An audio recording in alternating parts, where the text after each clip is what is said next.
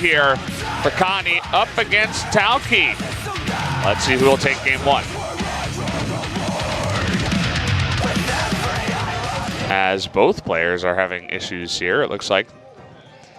Yeah. And maybe we're... I mean, Taoki doesn't even have his headset on, so really showing his unwillingness to go on with the game. There's a... that's what we were talking about. Yeah.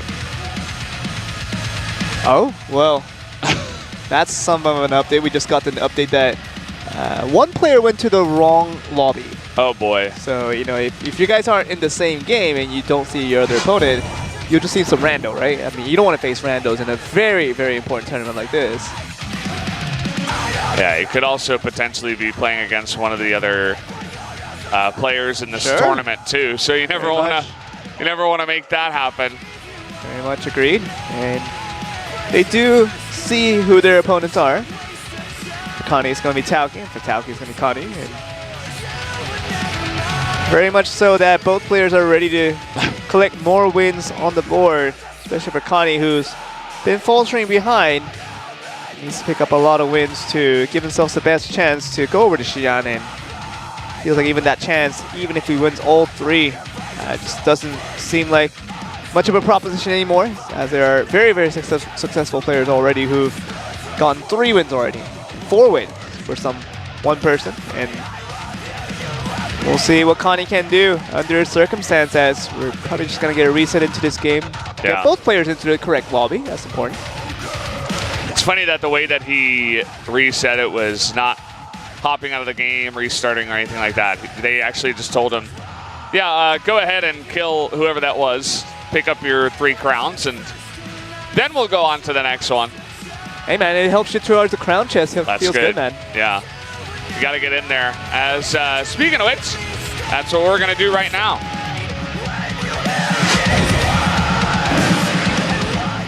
Finally, we're here. We made it, Joel. Game 1.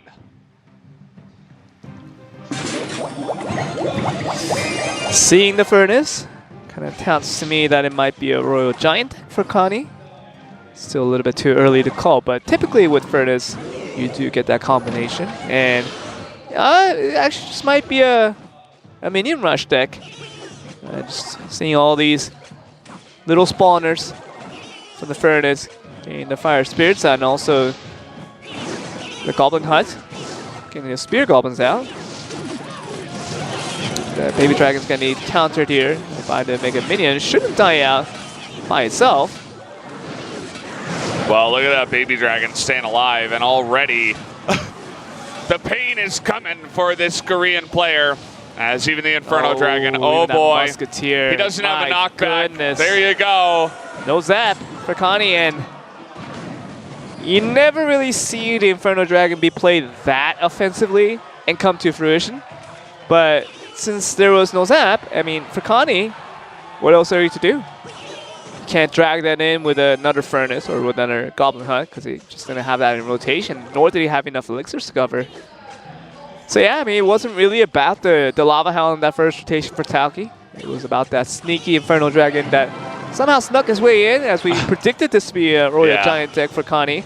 But it feels like Taoki, he knows exactly what his current situation is, and that's a winning one at the moment. He had that big grin on his face after taking it down that easy. I mean, we haven't seen really any game be that straightforward so far to take down a tower.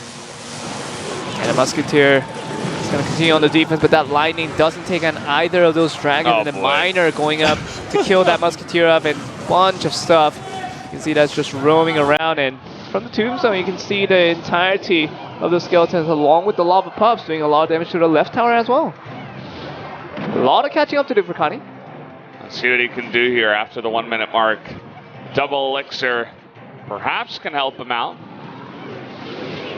The baby dragon pretty much invincible right behind that lava hound, and it's gonna spin its way through all these little goblins, and Mega Minion will be the only counter available, but do have a fireball ready for Taoki if he wants to use his. Seems like a pretty good timing to use it now. Gonna get everything, including that one Musketeer, and Yep, it seems like the left tower might go down pretty soon as well, Valdez, as long as we don't see the Infernal Dragon too bothered. I love Down in from the tombstone, you can see the entirety of the skeletons along with the lava pups doing a lot of damage to the left tower as well. A lot of catching up to do for KHANI. Let's see what he can do here after the 1 minute mark. Double elixir perhaps can help him out. The baby dragon pretty much invincible right behind that lava hound, and it's gonna spin its way through all these little goblins, and Mega Minion will be the only counter available, but do have a fireball ready for Taoki if he wants to use it. Seems like a pretty good timing to use it now. Gonna get everything, including that one musketeer, and yep, it seems like the left tower might go down pretty soon as well, Valdez, as long as we don't see the Infernal Dragon too bothered. I loved the guard assassination of the furnace and then went in there and damaged the musketeer. That was pretty easy for Taoki. We haven't really seen a game be that one-sided, but we haven't really seen a deck like that out of anyone that KHANI did play here. So I would expect him to trash that one for now. Say, yeah, we're gonna switch it up. Taoki doesn't look too bothered after that easy win. Yeah, I mean, it was a result-oriented speaking that we're about to do now, but seeing that Goblin Hunt have very little effect altogether, those Spear Goblins, whenever they came forward, they just died to every little spits that came from the Baby Dragon. And eventually, I think you only want one structure, in my opinion, when you want to run the Royal Giant, because you need a lot of these supporting units. Make sure you can defend. You can also support that attack that Royal Giant is eventually going to try to do. So this would be really KHANI's game to come back here and feel like if he loses this next one, his hopes of making it to Xi'an become slimmer and slimmer, maybe down to nothing. Well, if he loses this one, he absolutely will lose any chance of making it into Xi'an. Only 2 out of these 7 players will make it, and having a less than 50% average will not be good enough. So very curious to see what he's going to bring this time around, as that one I personally do not.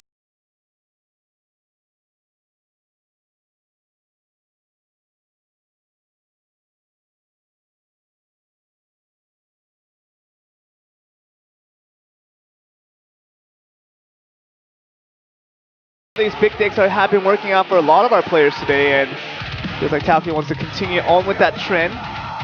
Just to make sure you can just pummel down on your opponents, getting these advantages to really build up to a large snowball. And although I don't want to make too much snowball puns today, you're going to see a lot of those as well. How about a big fireball then? I mean, those are puns as well. How about rocketing off to the next stage?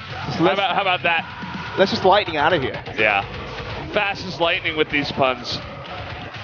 I got you covered. Try one with the log.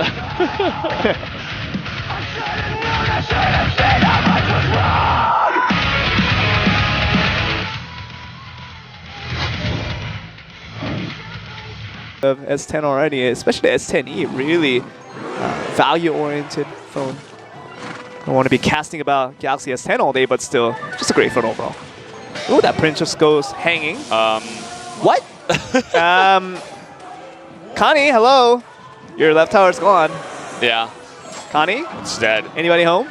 Taoki he did a little head shake before when he saw the Lava Hound, and I was like, oh, he doesn't have anything really to deal with this, but... Oh, it's the clone. This is one of my favorite decks, just a Lava Hound with the clone. I don't know if he has the flying machine. He does, so with KHANI though, I mean, you get that tower down as well, but I don't know how good he feels about this. Getting it even for sure, but Taoki does have a little bit of lead on that elixir, and it's just gonna be going on with this. And you talk about that, really that blind prince coming from Taoki was made possible because of the skeleton army that came through the left side from KHANI as the first move of the game. And when you don't have this army, it makes it so easy for Taoki to just go in here.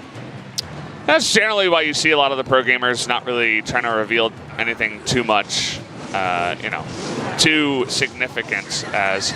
Oh, good Tornado. Okay. That is fantastic. Just getting everything of the clone just out of here. And even getting the charge on the Prince, this is pretty much game over. How about a second Prince then?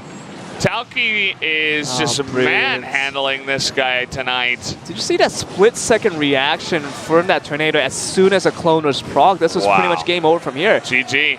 I mean, with that clone deck coming from KHANI, it's either that one clone play near the end of the game that finishes off because it's a surprise factor more than anything.